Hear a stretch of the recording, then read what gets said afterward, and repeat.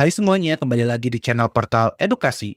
Pada kesempatan kali ini, kita akan membahas rangkuman materi PAI kelas 11 bab 6, yaitu tentang menguatkan kerukunan melalui toleransi dan memelihara kehidupan manusia.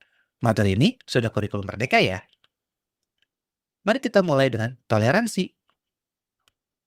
Dalam Kamus Besar Bahasa Indonesia, toleransi artinya sifat toleran atau batas ukur untuk penambahan atau pengurangan yang masih diperbolehkan.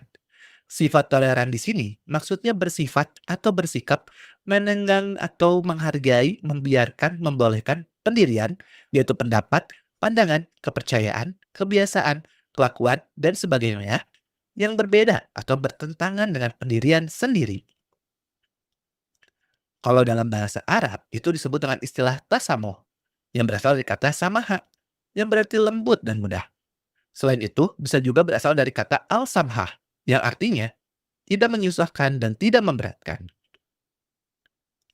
Untuk memahami lebih dalam nih mengenai toleransi, kita dapat membaca dan memahami Quran Surat Yunus ayat 40 dan 41 berikut ini.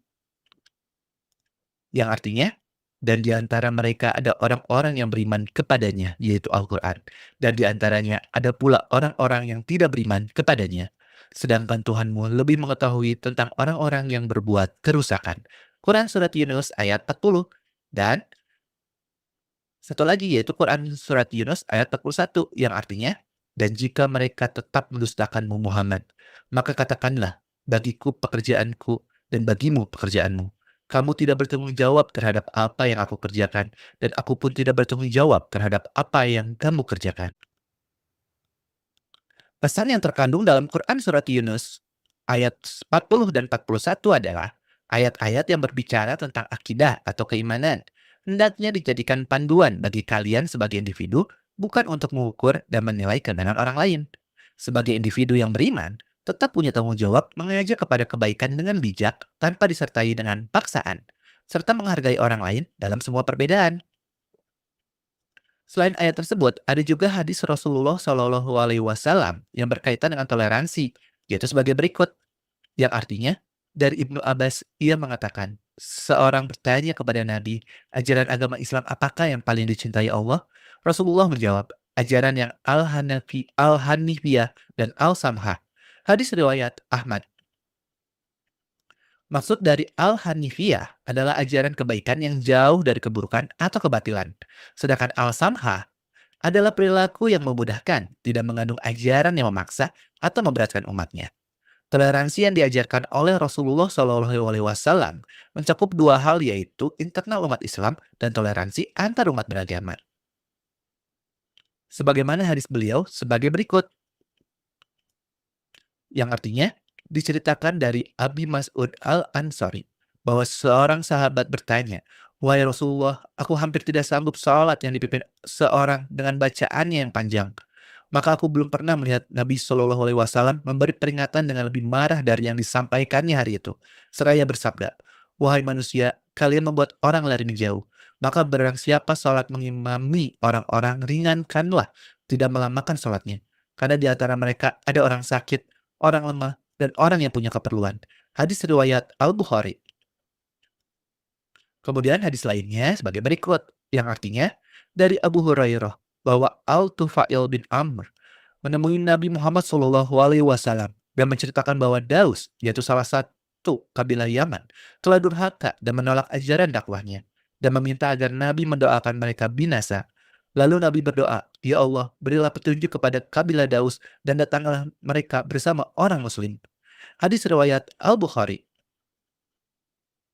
Perintah toleransi atau umat beragama juga datang dari firman Allah Subhanahu wa taala dalam Quran surat Al-Mumtahanah ayat 8 yang artinya Allah tidak melarang kamu berbuat baik dan berlaku adil terhadap orang-orang yang tidak memerangimu dalam urusan agama dan tidak mengusir kamu dari kampung halamanmu.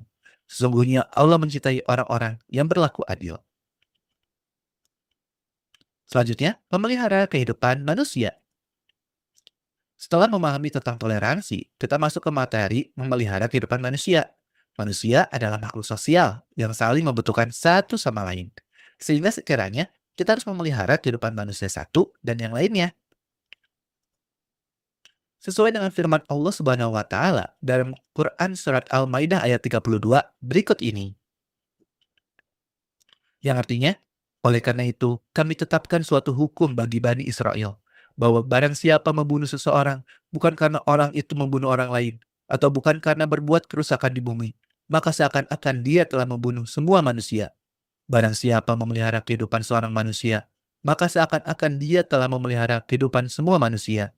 Sesungguhnya, para rasul kami telah datang kepada mereka dengan membawa keterangan-keterangan yang jelas. Tetapi kemudian, banyak di antara mereka setelah itu melampaui batas di bumi. Quran Surat Al-Maidah ayat 32. Kandungan yang ada dalam firman tersebut adalah larangan membunuh orang lain tanpa alasan yang dibenarkan agama dan membuat kerusakan di bumi. Bagi seorang muslim, tidak hanya diwajibkan menjaga nyawa sesama muslim, tetapi juga menjaga nyawa orang non-muslim yang tidak memerangi umat muslim, atau orang non-muslim yang hidup damai dalam sebuah negara. Lalu berikut ini hadis Rasulullah SAW terkait menjaga kehidupan manusia, yang artinya diriwayatkan dari Abdullah bin Amr. Dari Nabi Muhammad SAW, beliau bersabda, barang siapa yang membunuh mu'ahad, yaitu orang non-muslim yang mendapatkan janji jaminan keamanan dari orang muslim, tidak akan dapat mencium harumnya surga, padahal harumnya dapat dicium dari perjalanan 40 tahun. Hadis riwayat Al-Bukhari.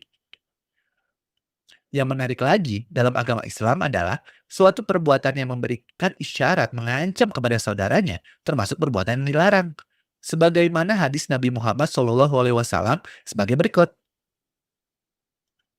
Yang artinya, dari Abu Hurairah, ia berkata, Rasulullah SAW bersabda, barang siapa yang memberi isyarat mengacungkan senjata tajam kepada saudaranya, maka sungguh para malaikat melaknatnya, meskipun saudaranya itu saudara kandung sebapak seibu. Hadis riwayat Muslim. Hadis tersebut menjelaskan sangat berharganya kehormatan seorang muslim, sehingga dilarang keras untuk menakut-takuti dan membawa sesuatu apapun yang akan menyakiti dan mengganggu orang lain. Jadi memang sebagai umat muslim, kita harus benar-benar menjaga kehidupan sesama manusia ya. Nah ya mungkin cukup sekian. Terima kasih telah menyimak video pembelajaran hingga selesai. Semoga bermanfaat kita semua. Jangan lupa like, comment, and subscribe.